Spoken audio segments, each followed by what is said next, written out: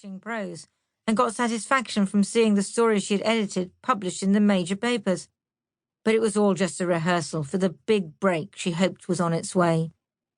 She and Suzanne talked long into the night about their ambitions and their desires to emulate famous journalists such as Martha Gellhorn, who had reported the rise of fascism in Europe in the 1930s, and Oriana Fallaci, who had been in the resistance against Mussolini before embarking on a career covering war and revolution. Marie and Suzanne dreamt of having it all. We wanted to be superhero female journalists to show men we could do the same as them. But we also wanted the home and the flowers and the smell of apple pie, says Suzanne. In the spring of 1984, Marie and John joined her old Yale friends, Katrina and her boyfriend Chris Bartle, Dave Humperville, Bobby Shriver and others, for a sailing holiday in Belize.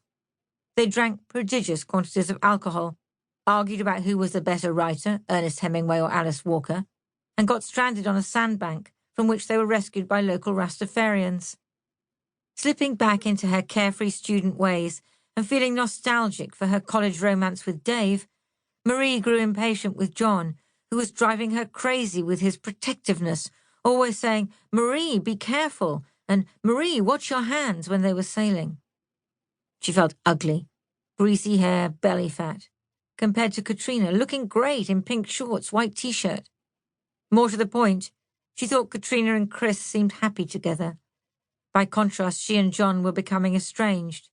He was looking for stability, but she craved adventure. Back in Washington, she and Jonathan Landay introduced Lou to their favorite pastime. "I took Lou sailing for the first time and he fell in love with it," says Jonathan, who had a Sailmaster 22 called the Ananda. Strong and wiry, Lou quickly learned how to wrestle the boat into submission in turbulent seas, although he did suffer the occasional cracked rib.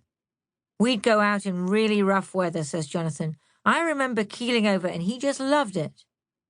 In Lou, Marie had found a kindred spirit who didn't exhort her to be careful, who preferred the storm to the calm. Lou bought the same model of boat as Jonathan and christened her the Ananda II. She had a fiberglass hull with wooden brightwork and mast, so Lou and Marie would spend hours sanding and painting before heading out into the Chesapeake Bay, in fair weather or foul. When Kat visited from Yale in 1984, they took her out for what was supposed to be a couple of days. It ended up being a week because we hit the doldrums and there was no wind, she remembers.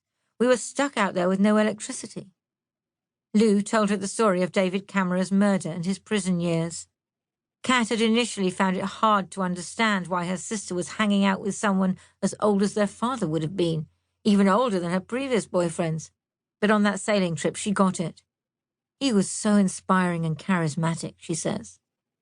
Katrina wasn't so sure. "Ree," she said in one of their long phone calls, "I just fear you'll jump into this and spend a long time extricating yourself. You are very susceptible to guilt." Katrina had reason to fear for her friend. Lou had slipped off the wagon. One day after they'd been drinking on the boat, he passed out. A storm came through, and Marie had to steer back into harbour alone and carry Lou ashore. It was the talk of the newsroom, a tidbit that added more to Marie's mystique than Lou's. By now, everyone believed they were more than housemates. She was in her 20s and he was in his late 50s, but they were in love. "I thought it was wonderful," says Jonathan. "But I knew that it wasn't going to last, because she was young and ambitious and wasn't going to stay there forever." Allen Ginsberg asked Marie what she thought of Lou's drinking. "He goes into rages sometimes. Have you seen those?" he asked. "I'm afraid of them," she replied.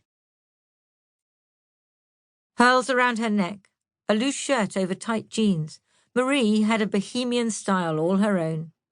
Despite her agonies over dieting, she was slim and naturally elegant.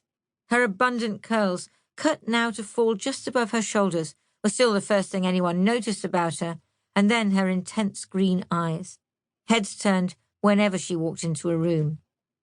"It's hard to overstate how cool Marie was," says Tim Golden, a recent graduate who had just joined the UPI Latin America desk.